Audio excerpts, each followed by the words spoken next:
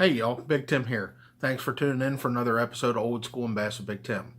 Today we're going to continue on the path of talking about lures, and more particularly today, spinnerbaits. There's a wide variety of different spinnerbaits, but for the most part here in bass fishing, we're going to talk about what a lot of people refer to as the safety pin spinnerbaits. Don't get me wrong, the inline spinnerbaits can catch fish.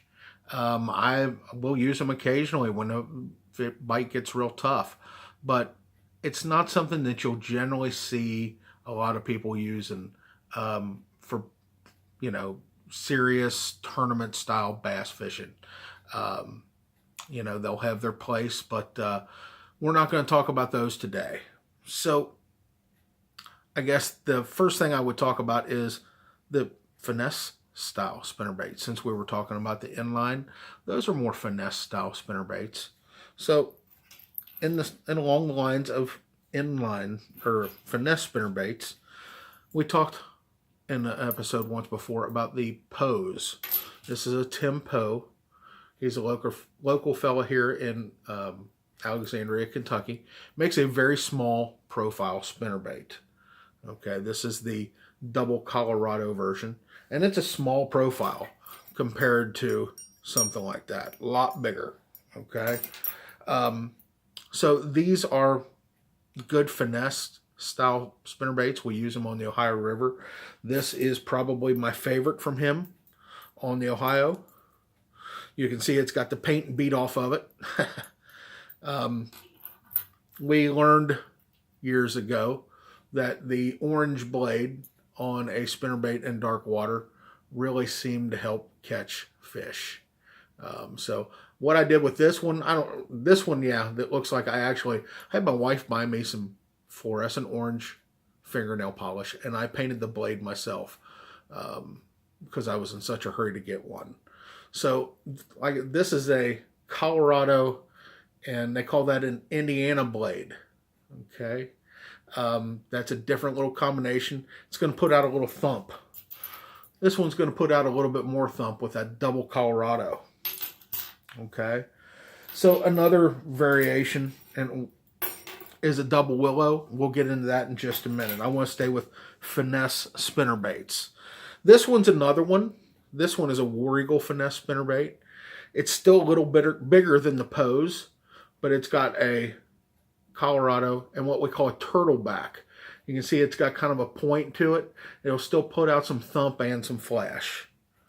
And that's the secret. The rounder the blade, the more thump it's going to put out in the water. And you'll feel it on your rod tip. Your rod tip will vibrate as you're reeling one of these dudes through the water. Okay, like I said, this is my favorite river one with that orange blade, the one I painted, and Indiana. So let's go back over, and we're talking about the double willow. This is probably the spinnerbait that I use most in lakes. This is the War Eagle. This is a gold and silver combination double willow blades. I use these anytime the water has visibility of at least a foot and a half. They put out a decent amount of thump, but more importantly, they put out a lot of flash with these blades. Okay, and if the sun is shining, I tend to like these metallic blades. We already talked in the episode about Lake Cumberland how guys were catching them on the painted blades. I think this is the very spinnerbait I was using down there that day when we caught them pretty good. It's got a chartreuse willow and a white willow. Okay. This one's another one from War Eagle. They call this coleslaw. It's a really cool bait. You can see it's got some white in it and just a couple strands of orange, just like coleslaw would. And I've caught a lot of fish on this since I got turned on to it a couple years ago. Here's another variant of a double willow. Like I said, double willow you want to use in anytime the water is fairly clear. This one has a different kind of blade on it. It has a wire. And this spinnerbait is made by a fella out of Louisville. I think it's called Armstrong Bait Company or Strong Arm Bait Company. Um, Really nice spinnerbait, comes through grass real good. Doesn't come through wood cover very good because that will collapse and get hung up. But as far as coming through grass, this is a really, really good spinnerbait. Also produces a lot of vibration. And that's the key to spinnerbaits, you know. Those blades are there to put off vibration. You know, the round ones are going to put off more vibration. The willows are going to put off less, but they still do put out vibration.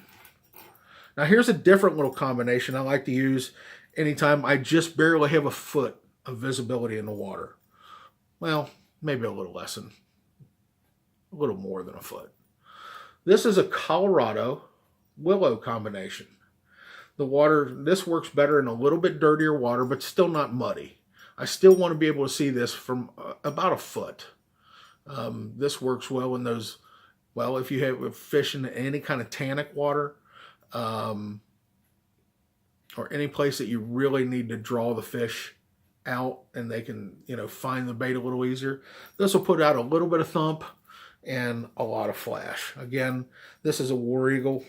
Most of the time for my spinnerbaits, on the river, I'm throwing about like a 1/4 ounce. It's a smaller spinnerbait, you know, small profile, smaller bait, because we got smaller shad and smaller fish on the river for that matter, for the most part. On the rivers, I generally throw a 3/8 ounce spinnerbait and a 1/2 ounce. It all just depends on how deep I want it to run. With the heavier spinnerbaits, I can slow roll them and keep them on the bottom a little bit easier. Now here's another little, well, it's another War Eagle. It's not the one I was thinking of. Here it is. This is the one I was thinking of. This is also a War Eagle, but they call this a Screaming Eagle. And the difference is it has some hidden lead, so it makes it heavier. So you really have to wind this bait very quickly. This is a reaction bait. This is something that is good in the summer and fall. I don't know, some guys are going to say they use them in the spring too, but for me, it's more of a late summer and fall bait because you got to reel it so fast. This is an old bait that I used to, man, when we were kids, this is all we ever wanted to throw as far as spinnerbaits. And it's a short arm spinnerbait. We used to use short arms because you could use them, some people called them drop spinnerbaits. You could be reeling this guy along and that blade spinning and pause it, and it would sink and helicopter with that blade, and it would just thump on the way down and catch a lot of fish on it. Problem is, these things are not weedless at all. If you're fishing around any kind of wood cover, they will get hung up. But I still throw them occasionally. They still have their place. If you're fishing, perfect place for these is like a shallow ledge or a bluff. And it's also a good nighttime kind of spinnerbait. And then one more spinnerbait. This one's a little heavier, but it's also a double Colorado. This I'd use on a lake if it were muddy. That's why the muddy color. Got a little red to it, and it's got the bigger blades. What we mentioned about the Bassmaster Classic. I think probably this style of spinnerbait really could kind of come into play down there. I don't know how clear the water will be. I tend to think it'll be a little bit more muddy than usual. Maybe not muddy. Muddy's maybe not the right word, especially here in northern Kentucky. But for those guys, I think they would call it muddy. So I think a double Colorado and a bigger bait like this could really, really come into play. So again, just to make sure we brush on this again, as far as blades go, the rounder the blade, the more thump. That's generally for dirtier water.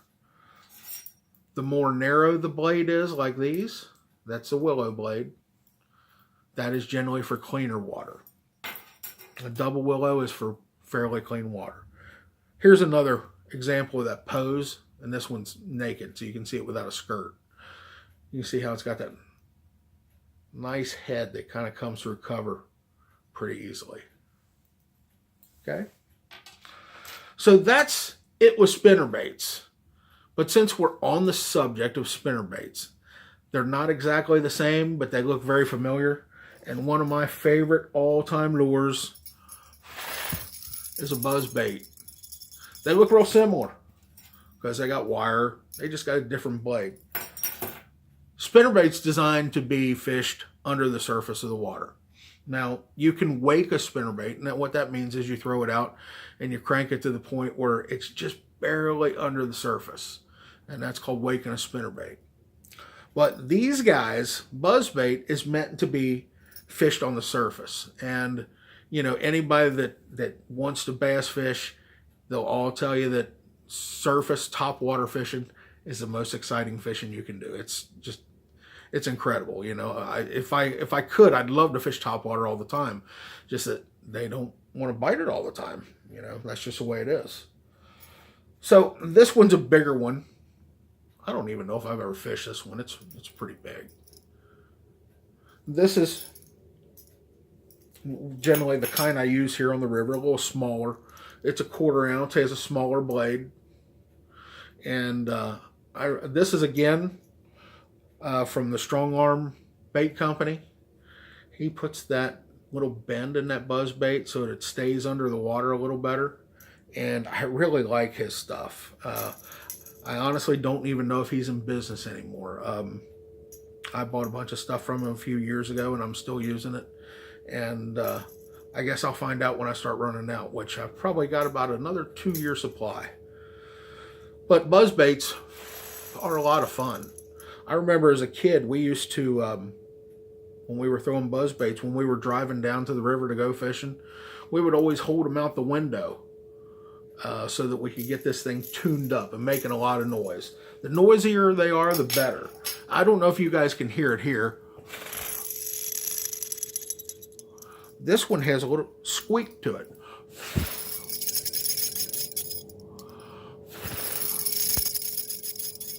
That squeak is real important, and there's a couple of things you can do to make that squeak. Okay, the first thing you can do, most of these have a rivet on the back of them. Crimp that rivet so it's not rolling around on the shaft of the buzzbait. Crimp that rivet. That will definitely help give you some squeak. The other thing you can do is kind of scrape up the surface of the rivet right around the perimeter there, and that'll help. And you know, like I said, you can always hang them out the window as you're driving down the lake and get them tuned up. Now, if you do that too much, you might break them. So you have to really kind of play with it.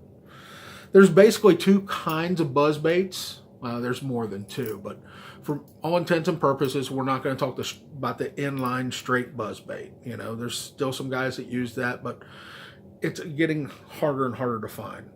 So what I talk about 2 different styles is, if you look right here on the buzz bait, you'll see that the shaft goes through half of the bait, or half of the blade. Okay, these will reel across the surface a lot slower. Okay, you can keep it on the surface without having to reel it as fast. There's another style whose blade stays on one side of the blade. The shaft stays on one side of the blade, and on the other side you don't see it at all. It's hidden. So if you always hold it, it'll always go to a certain position and stay. Those you have to reel a little bit quicker. They still work well, don't get me wrong, but I actually prefer these because I can reel them a little bit slower. So that basically is it in a nutshell as far as spinnerbaits and buzzbaits. I hope you've learned a little something. If you have any questions, again, hit me down at the bottom. And as always, please like, share, and subscribe to the channel. And until then, we'll see you next time, and good fishing.